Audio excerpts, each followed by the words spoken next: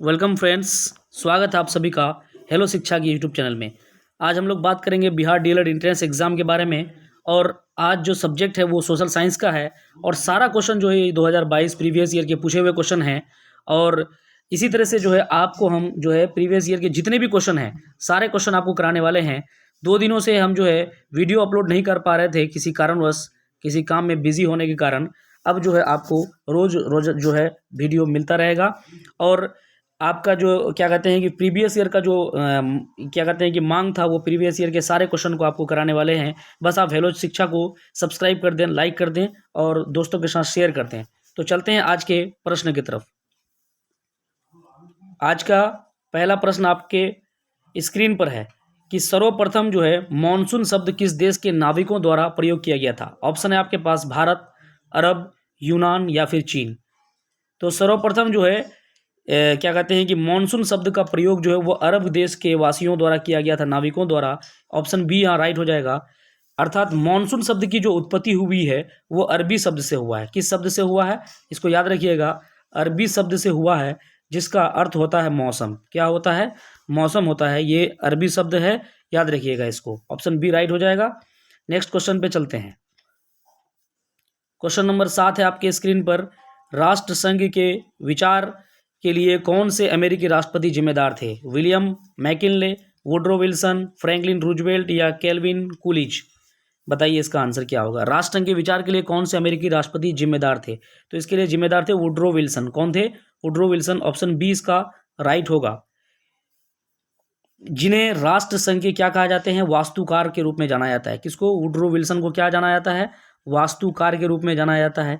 1919 में, कब? 1919 में वर्साय की संधि के तहत प्रथम विश्व युद्ध के बाद राष्ट्रसंघ की स्थापना की गई थी। इसका उद्देश्य अंतर्राष्ट्रीय सहयोग को बढ़ावा देना था और शांति और सुरक्षा को प्राप्त करना था। लेकिन द्वितीय विश्व युद्ध के बाद राष्ट्रसंघ का अस्तित्व समाप्त हो गया और अपनी सारी संपत्ति संयुक्त राष्ट्र को सौंप दी गई। संयुक्त राष्ट्र की स्थापना 1945 ईस्वी में की गई थी। कब किया गया था? 1945 में। चलेंगे अगले क्वेश्चन पे। उम्मीद करते हैं प्रश्न समझ में आ गया होगा। नेक्स्ट क्वेश्चन है आपका 108 नंबर क्वेश्चन, देख सकते हैं आपके स्क्रीन पर है। अमेरिकी स्वतंत्रता संग्राम में अंग्रेजों का सेनापति कौन था? बताइए इसका क्या आंसर होगा। वाशिंगटन, वेलेजली, कार्नवालिस या लॉर्ड कर्जन। बताइए इसका क्या आंसर होगा 108 नंबर का। तो अमेरिकी स्वतंत्रता संग्राम में अंग्रेजों का सेनापति जो था वो था कार्नवालिस। ऑप्शन सी इसका राइट होगा। क्या होगा? ऑप्शन सी राइट हो जाएगा। जबकि अमेरिका का सेनापति जॉर्ज वाशिंगटन था। कौन था? जॉर्ज वाशिंगटन था। ठीक है, याद रखिएगा इसको। जो बाद में अमेरिका का प्रथम राष्ट्रपति बना था, जॉर्ज वाशिंगटन। कब बना? 1783 ईस्वी में पेरिस की संधि के तहत अमेरिकी स्वतंत्रता संग्राम का अंत हो गया। अमेरिकी स्वतंत्रता संग्राम का तत्कालिक कारण बोस्टन की चाय पार्टी थी। किसकी चाय पार्टी थी? बोस्टन की चाय पार्टी थी, जो 1973 ईस्वी में हुआ था। कब हुआ था? 1973 ईस्वी में। ठीक है, इसको याद रखिएगा। ऑप्शन सी यहाँ राइट हो जाएगा। नेक्स्ट क्वेश्चन पे चलते हैं। 109 नंबर क्वेश्चन पे। भारत में लोकतंत्र की सफलता में बड़ी बाधा क्या है? अशिक्षा, गरीबी, मतदान का दुरुपयोग या इनमें से सभी। 109 नंबर का आंसर बताइए। भारत में लोकतंत्र की सफलता में गरीबी, अशिक्षा, मतदान का दुरुपयोग, ये सारी बाधाएं हैं, यानी कि ऑप्शन डी राइट हो जाएगा। ठीक है, तो हमारे यहाँ देख भी सकते हैं कि भारत में गरीबी भी है और शिक्षा भी अभी भी बहुत कमी है और लोग मतदान का दुरुपयोग भी करते हैं। पैसे पे मतदान कर देते हैं या और जाति विशेष पे मतदान कर देते हैं। तो इसलिए ऑप्शन डी यहाँ राइट हो जाएगा। नेक्स्ट क्वेश्चन पे चलते हैं। 110 नंबर। तेलुगु स्वाभिमान का नारा किस राज्य में दिया गया था? तमिलनाडु, कर्नाटक, आंध्र प्रदेश या फिर पंजाब। तो ये तेलुगु स्वाभिमान का नारा जो है आंध्र प्रदेश में दिया गया था। विधानसभा चुनाव में तेलुगु देशम पार्टी के नेता एनटी रामाराव, कौन था वो? रामाराव नाम था उनका। उन्होंने दिया था ये 1983 में। कब दिया था?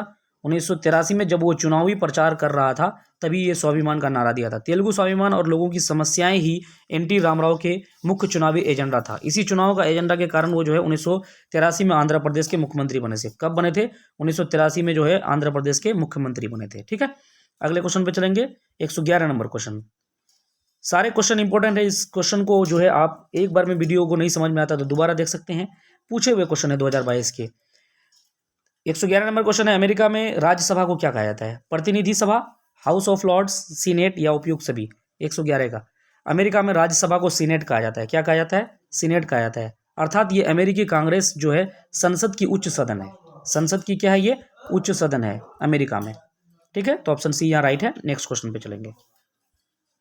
112 नंबर क्वेश्चन है, साइमन कमीशन किस वर्ष जो है भारत आया था? 10 मई 1921, 4 दिसंबर 1922, 3 फरवरी 1928, 6 फरवरी 1929। ये क्वेश्चन जो है 2 सेट में पूछा गया है साइमन कमीशन वाला। 112 नंबर का आंसर बताइए। साइमन कमीशन 3 फरवरी 1928 को भारत आया था। ठीक है, ऑप्शन सी इसका राइट होगा। इसे व्हाइट मैन कमीशन भी कहते हैं। क्या कहते हैं? व्हाइट मैन कमीशन भी कहते हैं। इसका उद्देश्य आगे के संविधानिक सुधारों के प्रश्न पर विचार करना था। अर्थात इस कमीशन में एक भी भारतीय सदस्य नहीं होने के कारण मुंबई पहुंचने पर भारतीयों ने इस कमीशन का क्या किया था? विरोध कर दिया था, क्योंकि हमारे देश के लोगों को लिया ही नहीं था किसी भी सदस्य को। ठीक है, तो ऑप्शन सी यहाँ राइट हो जाएगा। अगले क्वेश्चन पे चलते हैं। 113 नंबर क्वेश्चन है कि किस वर्ष हिटलर ने वर्साई की संधि को अस्वीकार कर दिया था? 1917, 1936, 1919 या 1920। यह क्वेश्चन भी 2-3 सेट में पूछा गया है। किस वर्ष हिटलर ने वर्साई की संधि को अस्वीकार कर दिया था, यानी वो नकार दिया था? तो हिटलर ने जो है इसको 1936 में जो है इसको क्या कर दिया था? नकार दिया था वर्साई की संधि को। ठीक है, अगले क्वेश्चन पे चलते हैं। 114 नंबर क्वेश्चन देख सकते हैं यहाँ पे, बाघ परियोजना की शुरुआत कब हुई थी? 1972, 1973, 1980, 1975। बाघ परियोजना की शुरुआत जो है 1973 हुआ था। इसको प्रोजेक्ट टाइगर के नाम से भी जाना जाता है। क्या जाना जाता है? प्रोजेक्ट टाइगर, याद रखिएगा इसको, प्रोजेक्ट टाइगर के नाम से जाना जाता है। ठीक है, इसके तहत बाघों का संरक्षण करना था, यानी कि बाघ का विनाश नहीं करना है, कोई मारना नहीं उसको, उसका सुरक्षा करना है जानवरों का। अतः इस परियोजना का नेतृत्व कैलाश सांखला ने किया था। कौन किया था? कैलाश, पूरा नाम था उसका कैलाश सांखला। कैलाश सांखला नाम था उसका, याद रखिएगा इसको, कैलाश सांखला। ठीक है, तो यहाँ ऑप्शन बी राइट हो जाएगा, प्रोजेक्ट टाइगर 1973। अगला क्वेश्चन है 115 नंबर देख सकते हैं यहाँ पे, 1917 ईस्वी में कौन देश प्रथम विश्व युद्ध से अलग हो गया? रूस, इंग्लैंड, अमेरिका या जर्मनी? 1917 ईस्वी में तो रूस क्या हो गया था? 1917 ईस्वी में क्या हो गया था? प्रथम विश्व युद्ध से अलग हो गया था। ठीक है, नेक्स्ट क्वेश्चन पे चलेंगे। 116 नंबर क्वेश्चन। ठीक है, अंतरराष्ट्रीय मुद्रा कोष IMF का मुख्यालय कहाँ पर है? ठीक है, मनीला में है, वाशिंगटन डीसी में है, न्यूयॉर्क में है या लंदन में है? अंतरराष्ट्रीय मुद्रा कोष का मुख्यालय वाशिंगटन में है। कहाँ पे है? वाशिंगटन। ऑप्शन बी इसका करेक्ट होगा आंसर 116 का। इसकी स्थापना जो है जुलाई 1944 में किया गया था। अंतर्राष्ट्रीय मुद्रा कोष की स्थापना जुलाई 1944 में किया गया था। मैं ब्रेटन वुड्स सम्मेलन में की गई थी। ब्रेटन वुड्स सम्मेलन जो हुआ था उसी में किया गया था। इसका मुख्य उद्देश्य आर्थिक स्थिरता सुनिश्चित करना, आर्थिक प्रगति को बढ़ावा देना, गरीबी को कम करना था। इसका गरीबी जो था उसको कम करना था। ठीक है, यानी कि आम लोगों के लिए ये हित में अच्छा था। रोजगार के अवसर को पैदा करना था, नए नए रोजगार, ताकि लोग जो है गरीबी को खत्म, लोगों का जो गरीबी को खत्म कर सके। और अंतर्राष्ट्रीय व्यापार को सुविधाजनक बनाना। जब तक अंतर्राष्ट्रीय व्यापार नहीं होगा तब तक जो है देश की गरीबी खत्म नहीं होगी। नेक्स्ट क्वेश्चन पे चलेंगे। 117 नंबर, श्रीलंका के सबसे ऊंची पर्वत चोटी कौन सी है? एडम पीक, पिदुर गाला, किरीगालपोथा या गाडविन ऑस्टिन? श्रीलंका की सबसे ऊंची चोटी का नाम है पिदुर गाला। पिदुर गाला, ऑप्शन बी इसका राइट होगा। ठीक है, एडम पीक आदम शिखर तथा ये श्रीलंका का एक पर्वत है जो कम है, जबकि गाडविन ऑस्टिन केटू भारत की सबसे ऊंची जो काकाराम श्रेणी में है। ठीक है, नेक्स्ट क्वेश्चन पे चलेंगे। 18 number, 118 number, Tata and iron and company की स्थापना कब हुआ था? कई बार ये पूछा गया है। जो जमशेदपुर टाटा झारखंड में है, 1854 में, 1907 में, 1915 या 1923? Tata and iron steel company की स्थापना 1907 में किया गया था। ये दोबारा 1907 में जो फाइनली जो अभी चल रहा है। इससे पहले भी एक बार उद्घाटन किया गया था लेकिन वो चला नहीं, रुक गया था बीच में। जमशेदपुर उस जगह का नाम है, झारखंड में पड़ता है। ये भारत में जो है पहला लौ और इस्पात उद्योग है ये, जहाँ पे निर्माण होता है, जिनके संस्थापक जमशेद जी टाटा जी हैं। ठीक है, ऑप्शन बी यहाँ राइट होगा। अगले क्वेश्चन पे चलेंगे। 119 नंबर क्वेश्चन देख सकते हैं यहाँ पे, सिंपलीपाल बायोस्फीयर रिजर्व किस राज्य में स्थित है? बिहार में, झारखंड में, उड़ीसा में या मध्य प्रदेश में? सिंपलीपाल बायोस्फीयर रिजर्व जो है उड़ीसा राज्य में स्थित है। कहाँ पे? उड़ीसा राज्य में, मयूरभंज जिले में स्थित है, मयूरभंज जिला का नाम है। भारत सरकार ने जून 1994 में एक जैव मंडल रिजर्व, जिसको हम लोग कहते हैं बायोस्फीयर रिजर्व क्षेत्र घोषित कर दिया था इसको। तो ऑप्शन सी यहाँ राइट होगा। नेक्स्ट क्वेश्चन है 120 नंबर। पृथ्वी की सतह का कितना हिस्सा पानी से ढका हुआ है? 1/4, आधा, 3/4 या 2/3? पृथ्वी का सतह का 3/4, 3/4, यानी 4 भाग में 3 भाग में पानी है, 1 भाग में पृथ्वी हम लोग रह रहे हैं जहाँ पे स्थल है, ठीक है, भरा हुआ है, यानी कि 3/4 ऑप्शन सी इसका राइट हो जाएगा। अगले क्वेश्चन पे चलते हैं 121 नंबर। इनमें से कौन सा मोटे अनाज है? ज्वार, बाजरा, रागी या सभी? 121 का बताइए। ज्वार, बाजरा तथा रागी जो है ये एक प्रकार का मोटे अनाज कहलाता है। ये सभी अनाज शुष्क क्षेत्र में उगाई जाती है। ये सभी सही है यहाँ पे। ये कहाँ पे उगाए जाते हैं? शुष्क क्षेत्र में, ठीक है। नेक्स्ट क्वेश्चन पे चलेंगे 122 नंबर क्वेश्चन। इनमें से किस देश को सामाजिक विभेद के कारण विखंडन का सामना करना पड़ा था?